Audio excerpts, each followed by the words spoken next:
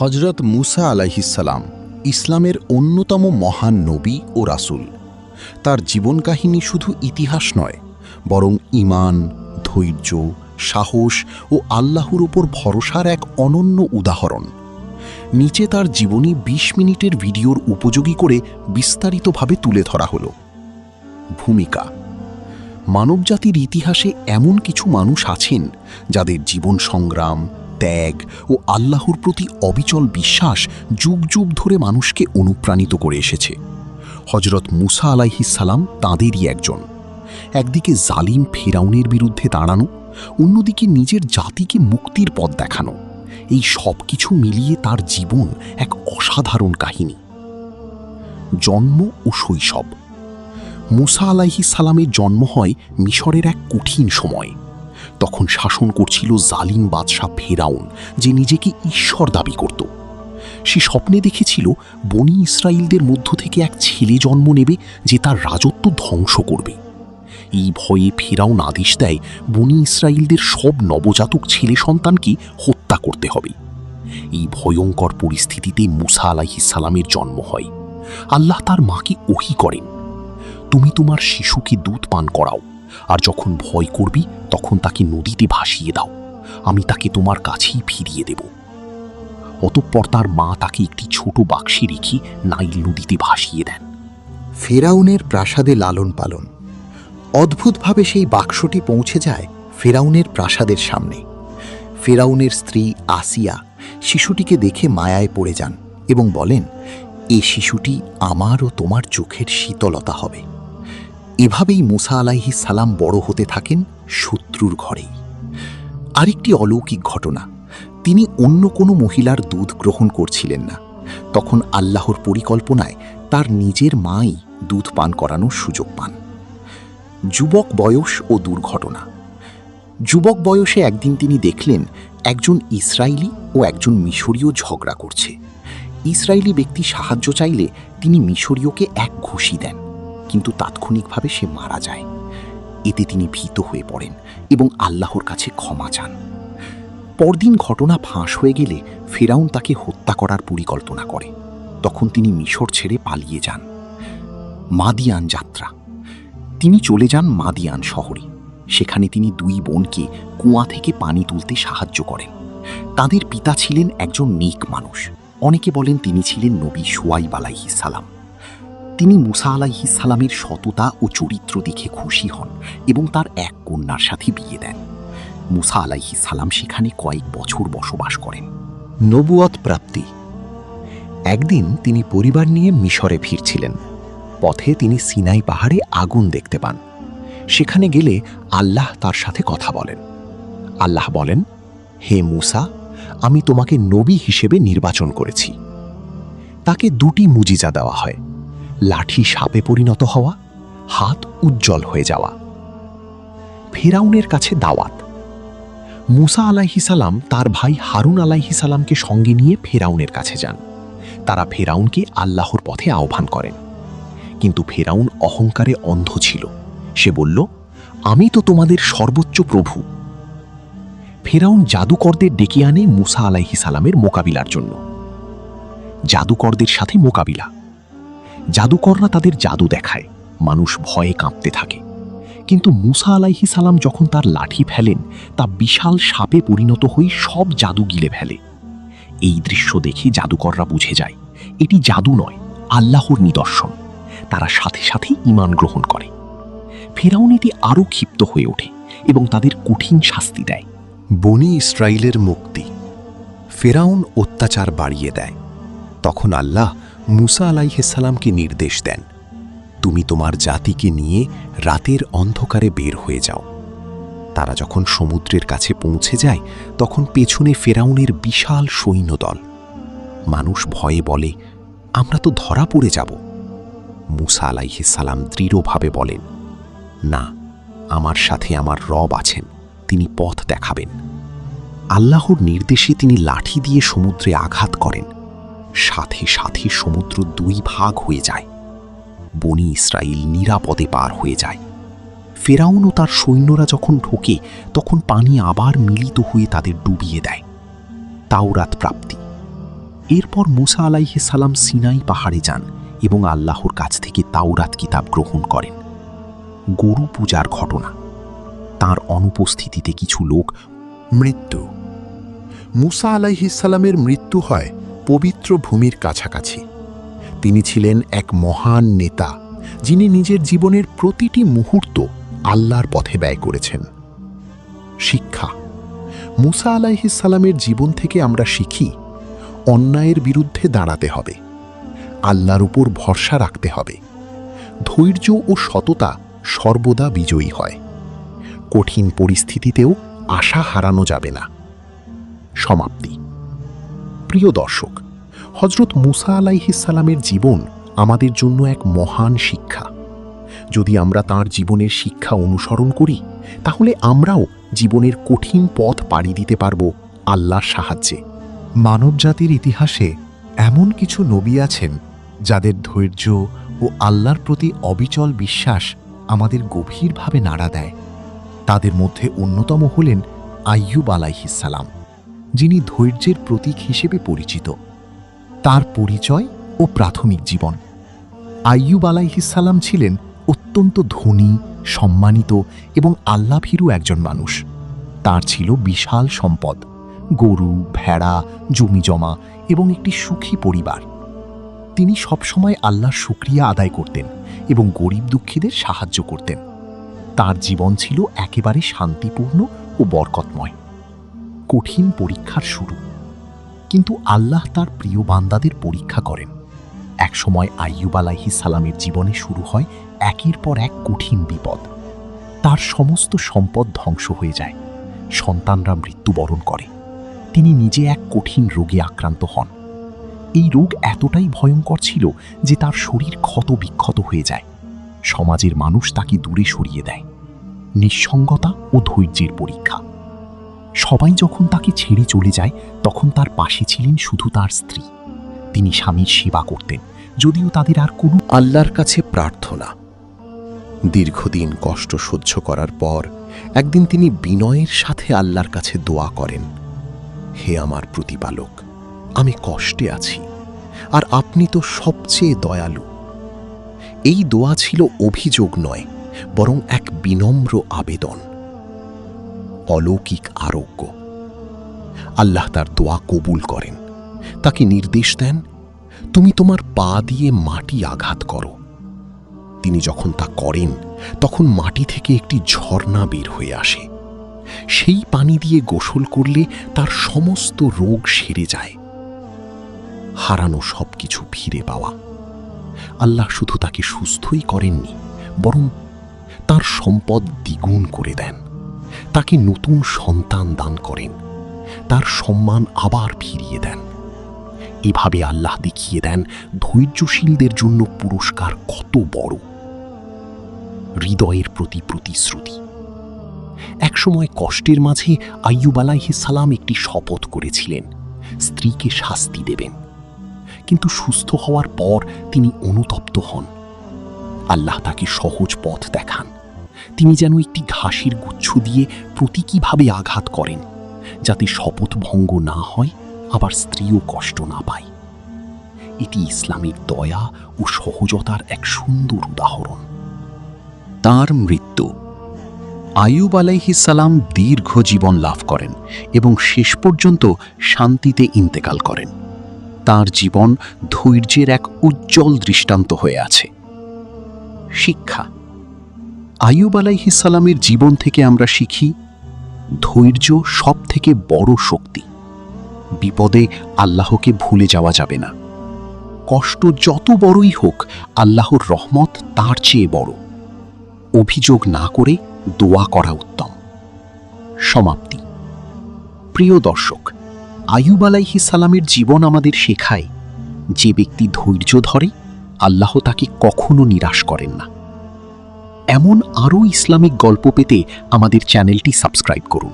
মানবজাতির ইতিহাসে এমন কিছু নবী আছেন যাদের দাওয়াত, ধৈর্য ও ত্যাগ যুগ যুগ ধরে আলো ছড়িয়ে যাচ্ছে। তাদের মধ্যে অন্যতম হলেন ইউসুফ আলাইহিসসালাম, যার জীবন কাহিনী কুরআনে সবচেয়ে সুন্দর কাহিনী হিসেবে বর্ণিত হয়েছে। এই গল্পে আছে ভালোবাসা, হিংসা, ধৈর্য, বিশ্বাসঘাতকতা এবং শেষ পর্যন্ত মহান সফলতা। শৈশব ও স্বপ্ন। ইউসুফ আলাইহিস সালাম ছিলেন নবী ইয়াকুব আলাইহিস সালামের প্রিয় সন্তানদের একজন। ছোটবেলায় তিনি একটি আশ্চর্য স্বপ্ন দেখেন। আমি দেখলাম 11টি নক্ষত্র, সূর্য ও চাঁদ আমাকে সিজদা করছে। তিনি এই স্বপ্নটি তার পিতাকে বললে ইয়াকুব আলাইহিস সালাম বুঝতে পারেন এটি একটি বড় ভবিষ্যতের ইঙ্গিত। তাই তিনি বলেন, এই স্বপ্ন কাউকে বলো না, তোমার ভাইরা হিংসা করতে পারে। ভাইদের হিংসা। ইউসুফ আলাইহিস সালামের ভাইরা বুঝতে পারছিল তাদের পিতা ইউসুফকে বেশি ভালোবাসেন। এতে তাদের মনে হিংসা জন্মায়। তারা একটি ভয়ঙ্কর পরিকল্পনা করে। তারা ইউসুফকে হত্যা করতে চেয়েছিল, কিন্তু পরে সিদ্ধান্ত নেয় তাকে দূরে কোথাও ফেলে দেবে। কূপে নিক্ষেপ। একদিন তারা ইউসুফকে নিয়ে যায় এবং একটি গভীর কূপে ফেলে দেয়। তারপর তারা বাড়ি ফিরে এসে মিথ্যা বলে একটি নেকড়ে তাকে খেয়ে ফেলেছে। ইয়াকুব আলাইহিস সালাম এই কথা শুনে গভীর দুঃখে ভেঙে পড়েন, কিন্তু ধৈর্য ধরেন। মিশরে বিক্রি। কিছু পথিক সেই কূপ থেকে ইউসুফকে উদ্ধার করে এবং মিশরে নিয়ে গিয়ে একজন ধনী ব্যক্তির কাছে বিক্রি করে। এইভাবে একজন নবীর সন্তান দাসে পরিণত হন, কিন্তু এটি ছিল আল্লাহর পরিকল্পনার অংশ। প্রাসাদের জীবন ও পরীক্ষা। যে ব্যক্তি তাকে কিনেছিল সে ছিল মিশরের একজন উচ্চপদস্থ কর্মকর্তা, আজিজ। তার বাড়িতে ইউসুফ আলাইহিস সালাম বড় হতে থাকেন। তিনি ছিলেন অত্যন্ত সুন্দর ও চরিত্রবান। এই কারণে আজিজের স্ত্রী তার প্রতি আকৃষ্ট হয়ে পড়ে এবং তাকে প্রলোভন দেখায়, কিন্তু ইউসুফ আলাইহিস সালাম আল্লাহর ভয়ে তা প্রত্যাখ্যান করেন। মিথ্যা অপবাদ ও কারাগার। ঘটনাটি ফাঁস হয়ে গেলে আজিজের স্ত্রী নিজের দোষ ঢাকতে ইউসুফ আলাইহিস সালামের উপর অপবাদ দেয়। ফলাফল, ইউসুফ আলাইহিস সালাম কারাগারে পাঠানো হয়। কারাগারে দাওয়াত। কারাগারে থেকেও তিনি মানুষকে আল্লাহর পথে ডাকতেন। 2 বন্দীর স্বপ্নের ব্যাখ্যা করে দেন, যা পরে সত্য প্রমাণিত হয়। রাজা ও স্বপ্নের ব্যাখ্যা। একদিন মিশরের রাজা একটি অদ্ভুত স্বপ্ন দেখেন। 7টি মোটা গরুকে 7টি রোগা গরু খাচ্ছে। কেউ এর ব্যাখ্যা দিতে পারছিল না। তখন কারাগারের একজন ব্যক্তি ইউসুফ আলাইহিস সালামের কথা মনে করে। ইউসুফ আলাইহিস সালাম বলেন, 7 বছর ভালো ফসল হবে, তারপর 7 বছর দুর্ভিক্ষ আসবে। তিনি পরামর্শ দেন আগেই খাদ্য সংরক্ষণ করতে। মুক্তি ও সম্মান। রাজা তার বুদ্ধিমত্তায় মুগ্ধ হয়ে তাকে মুক্তি দেন এবং মিশরের গুরুত্বপূর্ণ পদে নিয়োগ দেন। একজন বন্দী থেকে তিনি হয়ে যান দেশের প্রধান অর্থমন্ত্রী। ভাইদের সাথে পুনর্মিলন। দুর্ভিক্ষের সময় তার ভাইরা খাদ্য নিতে মিশরে আসে। তারা তাকে চিনতে পারেনি, কিন্তু ইউসুফ আলাইহিস সালাম তাদের চিনতে পারেন। শেষে তিনি নিজের পরিচয় প্রকাশ করেন। ভাইরা লজ্জিত হয়ে ক্ষমা চায়। তিনি বলেন, আজ তোমাদের জন্য কোনো শাস্তি নেই, আল্লাহ তোমাদের ক্ষমা করুন। পিতার সাথে মিলন। তিনি তার পিতা ইয়াকুব আলাইহিস সালামকে মিশরে নিয়ে আসেন। সবাই একসাথে মিলিত হয়। তখন তার ছোটবেলার স্বপ্ন পূর্ণ হয়। তার পরিবার সম্মানের সাথে তার সামনে নত হয়। শিক্ষা। ইউসুফ আলাইহিস সালামের জীবন আমাদের শেখায়, হিংসা মানুষের বড় শত্রু। কষ্টের পরেই আসে সহজতা। আল্লাহর পরিকল্পনা সবসময় সেরা। ক্ষমা মহান মানুষের গুণ। মানবজাতির ইতিহাসে এমন কিছু নবী আছেন যারা অসম্ভব ধৈর্য, অটল ঈমান এবং বছরের পর বছর দাওয়াত দিয়েও হাল ছাড়েননি। তাদের মধ্যে অন্যতম হলেন নূহ আলাইহিস সালাম, যিনি 1000 বছরের কাছাকাছি সময় মানুষকে আল্লাহর পথে ডাক দিয়েছেন। তার জাতি ও পরিবেশ। নূহ আলাইহিস সালামের সময় মানুষ এক আল্লাহকে ভুলে গিয়ে মূর্তি পূজায় লিপ্ত হয়ে পড়েছিল। তারা বিভিন্ন প্রতিমা বানিয়ে উপাসনা করত এবং নিজেদের ইচ্ছামতো জীবনযাপন করত। তখন আল্লাহ নূহ আলাইহিস সালামকে নবী হিসেবে পাঠান, মানুষকে সঠিক পথে ফিরিয়ে আনার জন্য। দাওয়াতের শুরু। নূহ আলাইহিস সালাম তার জাতিকে বলেন, হে আমার জাতি, তোমরা এক আল্লাহর ইবাদত করো, তিনি ছাড়া তোমাদের কোনো উপাস্য নেই। তিনি দিন রাত প্রকাশ্যে গোপনে মানুষকে দাওয়াত দিতে থাকেন। মানুষের অবাধ্যতা, কিন্তু তার জাতির মানুষ তাকে উপহাস করত। তারা বলতো, তুমি তো আমাদের মতোই একজন মানুষ। তারা কানে আঙুল দিত, মুখ ফিরিয়ে নিত এবং অহংকার করত। সবচেয়ে কষ্টের বিষয়, তার নিজের ছেলেও ঈমান আনেনি। দীর্ঘ 950 বছরের দাওয়াত। নূহ আলাইহিসসালাম প্রায় 950 বছর ধরে মানুষকে আল্লাহর পথে ডাক দেন, কিন্তু খুব অল্প সংখ্যক মানুষই ঈমান গ্রহণ করে। তবুও তিনি কখনো হাল ছাড়েননি। নৌকা নির্মাণের নির্দেশ। একসময় আল্লাহ নূহ আলাইহিসসালামকে নির্দেশ দেন, তুমি আমার নির্দেশে একটি বড় নৌকা তৈরি করো। তিনি মরুভূমির মাঝখানে নৌকা বানাতে শুরু করেন। মানুষ তাকে দেখে হাসাহাসি করত, এখানে কি নদী আছে যে তুমি নৌকা বানাচ্ছ? কিন্তু নূহ আলাইহিসসালাম আল্লাহর নির্দেশ মেনে কাজ চালিয়ে যান। মহাপ্লাবনের শুরু। অবশেষে আল্লাহর শাস্তি নেমে আসে। আকাশ থেকে প্রবল বৃষ্টি আর মাটি থেকেও পানি বের হতে থাকে। চারদিকে শুধু পানি আর পানি। নূহ আলাইহিসসালাম তার নৌকায় ঈমানদারদের এবং প্রত্যেক প্রাণীর একজোড়া করে তুলে নেন। পুত্রের ঘটনা। নূহ আলাইহিসসালাম তার ছেলেকে ডাকেন, তুমি আমাদের সাথে নৌকায় উঠো। কিন্তু সে বলে, আমি পাহাড়ে উঠে বাঁচব। নূহ আলাইহিসসালাম বলেন, আজ আল্লাহর শাস্তি থেকে কেউ বাঁচাতে পারবে না। অবশেষে ঢেউ এসে তাকে ডুবিয়ে দেয়। প্লাবনের সমাপ্তি। দীর্ঘ সময় পর আল্লাহ বলেন, হে পৃথিবী, তোমার পানি গিলে ফেলো, আর হে আকাশ, থেমে যাও। পানি কমে যায় এবং নৌকা একটি পাহাড়ে থামে। নতুন জীবনের শুরু। নূহ আলাইহিসসালাম ও তার সঙ্গীরা নতুনভাবে জীবন শুরু করেন। পৃথিবীতে আবার শান্তি ফিরে আসে। তাঁর শিক্ষা। নূহ আলাইহিসসালামের জীবন আমাদের শেখায়, সত্যের পথে থাকলে একা হলেও হাল ছাড়তে নেই। আল্লাহর নির্দেশ মানলে শেষ পর্যন্ত সফলতা আসে। অবাধ্যতার ফল ভয়ঙ্কর। পরিবার হলেও ঈমান ছাড়া মুক্তি নেই। ইতিহাসে এমন কিছু নবী আছেন যাদের জীবন আমাদের ত্যাগ, ঈমান এবং আল্লাহর প্রতি সম্পূর্ণ আত্মসমর্পণের শিক্ষা দেয়। তাদের মধ্যে অন্যতম হলেন ইব্রাহিম আলাইহিসসালাম, যাকে খলিলুল্লাহ অর্থাৎ আল্লাহর বন্ধু বলা হয়। শৈশব ও সত্যের অনুসন্ধান। ইব্রাহিম আলাইহিসসালামের জন্ম এমন এক সমাজে যেখানে মানুষ মূর্তি পূজা করত।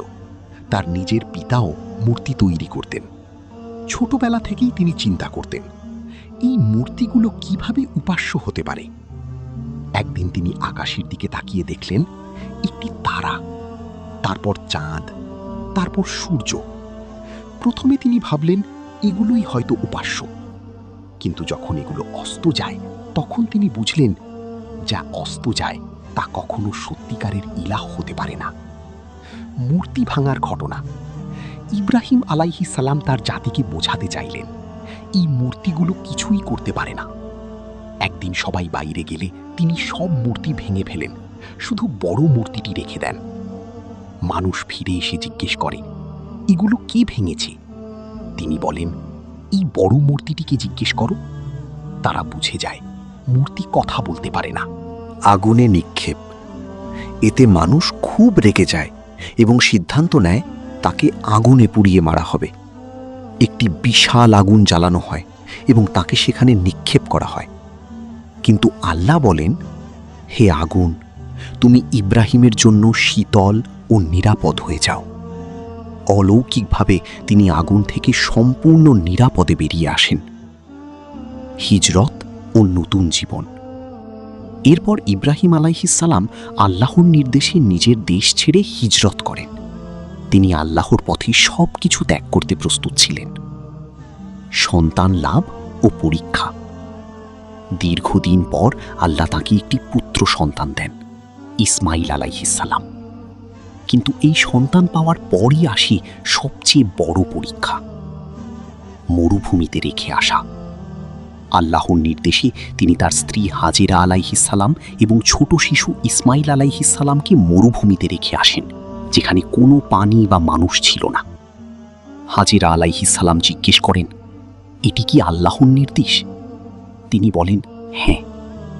তখন তিনি বলেন, তাহলে আল্লাহ আমাদের নষ্ট করবেন না। কুরবানির মহান পরীক্ষা। একদিন ইব্রাহিম আলাহিসাল্লাম স্বপ্নে দেখেন তিনি তার প্রিয় পুত্র ইসমাইল আলাহিসাল্লামকে কুরবানি করছেন। এটি ছিল আল্লাহর পক্ষ থেকে পরীক্ষা। তিনি তার ছেলেকে বলেন, আমি স্বপ্নে দেখেছি তোমাকে কুরবানি করছি, তুমি কি বলো? ইসমাইল আলাইহিসসালাম বলেন, হে আমার পিতা, আপনি যা আদেশ পেয়েছেন তাই করুন, ইনশাআল্লাহ আমাকে ধৈর্যশীল পাবেন। আল্লাহর পক্ষ থেকে বদলি। যখন তিনি কুরবানি করতে প্রস্তুত হন, তখন আল্লাহ তার আনুগত্যে সন্তুষ্ট হয়ে একটি দুম্বা পাঠান। এভাবে ইসমাইল আলাইহিসসালাম রক্ষা পান। কাবা নির্মাণ। পরবর্তীতে ইব্রাহিম আলাইহিসসালাম ও ইসমাইল আলাইহিসসালাম মিলে আল্লাহর ঘর কাবা শরীফ নির্মাণ করেন। আজ বিশ্বের কোটি কোটি মুসলমান সেই কাবার দিকে মুখ করে নামাজ পড়ে। তার শিক্ষা। ইব্রাহিম আলাইহিসসালামের জীবন থেকে আমরা শিখি, আল্লাহর জন্য সব কিছু ত্যাগ করতে প্রস্তুত থাকতে হবে। সত্যের পথে দাঁড়াতে সাহসী হতে হবে। ঈমান মানে সম্পূর্ণ আত্মসমর্পণ। আল্লাহর উপর ভরসা রাখলে তিনি সাহায্য করেন। মানব ইতিহাসে এমন কিছু নবী আছেন যাদের জীবন অলৌকিক ঘটনায় ভরপুর এবং যারা মানুষের সামনে আল্লাহর শক্তির এক অনন্য প্রমাণ হয়ে দাঁড়িয়েছেন। তাদের মধ্যে অন্যতম হলেন ঈসা আলাইহিসসালাম, যিনি জন্ম থেকেই ছিলেন এক অসাধারণ নিদর্শন। অলৌকিক জন্ম। ঈসা আলাইহিসসালামের জন্ম নিজেই ছিল এক মহান মুজিজা। তার মা ছিলেন পবিত্র নারী মারিয়াম আলাইহিসসালাম। তিনি ছিলেন অত্যন্ত পরহেজগার ও আল্লাহভীরু। একদিন আল্লাহর পক্ষ থেকে ফেরেশতা তার কাছে এসে সুসংবাদ দেন, তুমি একটি পুত্র সন্তানের জন্ম দেবে, যদিও তোমাকে কোনো পুরুষ স্পর্শ করেনি। এটি শুনে তিনি বিস্মিত হন, কিন্তু আল্লাহর ক্ষমতার উপর বিশ্বাস রাখেন। শিশুকালেই কথা বলা। ঈসা আলাইহিসসালামের জন্মের পর যখন মানুষ মারিয়াম আলাইহিসসালামকে দোষারোপ করতে শুরু করে, তখন এক আশ্চর্য ঘটনা ঘটে। নবজাতক ঈসা আলাইহিসসালাম দোলনায় শুয়েই কথা বলেন। তিনি বলেন, আমি আল্লাহর বান্দা, তিনি আমাকে কিতাব দিয়েছেন এবং আমাকে নবী বানিয়েছেন। এটি ছিল তার প্রথম মুজিজা। শৈশব ও নবুয়ত। ঈসা আলাইহিসসালাম বড় হতে থাকেন এবং আল্লাহ তাকে নবুয়ত দান করেন। তাকে ইনজিল কিতাব দেওয়া হয়। তিনি মানুষকে এক আল্লাহর ইবাদতের দিকে আহ্বান করেন। মিজিজা ও অলৌকিক ক্ষমতা। আল্লাহ তাকে বহু মিজিজা দান করেন। অন্ধ মানুষকে সুস্থ করা, মৃত মানুষকে জীবিত করা আল্লাহর অনুমতিতে। মাটি দিয়ে পাখি বানিয়ে তাতে প্রাণ সঞ্চার করা, এই সবই ছিল আল্লাহর শক্তির প্রমাণ। মানুষের প্রতিক্রিয়া। অনেক মানুষ তার প্রতি ঈমান আনে, কিন্তু কিছু লোক তাকে অস্বীকার করে। বিশেষ করে সেই সময়ের ধর্মীয় নেতারা তার বিরোধিতা শুরু করে।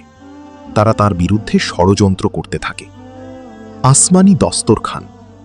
একবার তার অনুসারীরা বলেন, আপনি কি আপনার প্রভুর কাছে আসমান থেকে খাবার নামাতে পারেন? ঈসা আলাইহিসসালাম আল্লাহর কাছে দোয়া করেন। আল্লাহ আসমান থেকে একটি দস্তরখান পাঠান। এটি ছিল একটি বড় নিদর্শন। ষড়যন্ত্র। তার শত্রুরা সিদ্ধান্ত নেয় তাকে হত্যা করতে হবে। তারা একটি পরিকল্পনা করে তাকে ক্রুশবিদ্ধ করার জন্য। আল্লাহর সুরক্ষা। কিন্তু আল্লাহ তার প্রিয় নবীকে রক্ষা করেন। তাকে আকাশে তুলে নেন এবং অন্য একজনকে তার মতো করে দেন।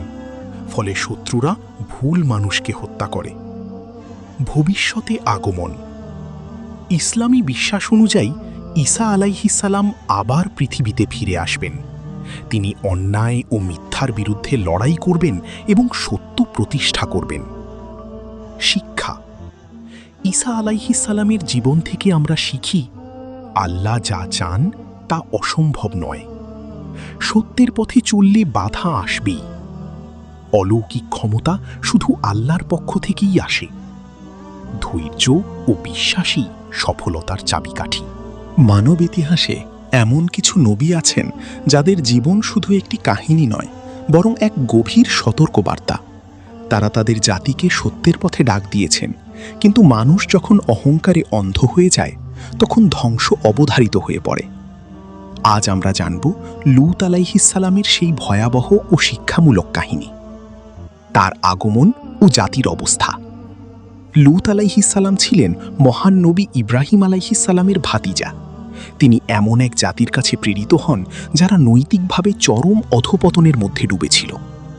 তারা এমন অশ্লীল ও লজ্জাজনক কাজে লিপ্ত ছিল যা আগে পৃথিবীর কেউ করেনি। তারা প্রকাশ্যে পাপ করত এবং তা নিয়ে গর্ব করত। দাওয়াত ও সতর্কবার্তা। লূত আলাইহিসসালাম তাদের বারবার বলেন, তোমরা কি এমন কাজ করছো যা পৃথিবীতে আগে কেউ করেনি? তোমরা আল্লাহকে ভয় করো এবং এই জঘন্য কাজ থেকে ফিরে আসো। কিন্তু তারা তার কথা উপহাস করত। জাতির ঔদ্ধত্য।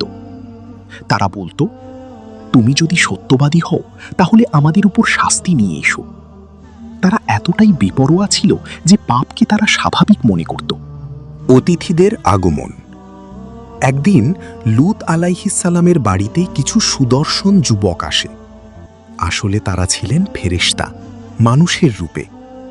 লূত আলাইহিসসালাম বুঝতে পারেন তার জাতি এই অতিথিদের সাথে খারাপ আচরণ করতে পারে, তাই তিনি খুব চিন্তিত হয়ে পড়েন। দরজায় ভিড়। খবর ছড়িয়ে পড়ে, লূতের বাড়িতে সুন্দর যুবক এসেছে। সাথে সাথে তার জাতির লোকজন বাড়ির সামনে ভিড় জমায়। তারা দরজা ভেঙে ঢুকতে চায়। লূত আলাইহিসসালাম বলেন, এরা আমার অতিথি, তোমরা আমাকে লজ্জিত করো না। কিন্তু তারা কোনো কথাই শোনে না।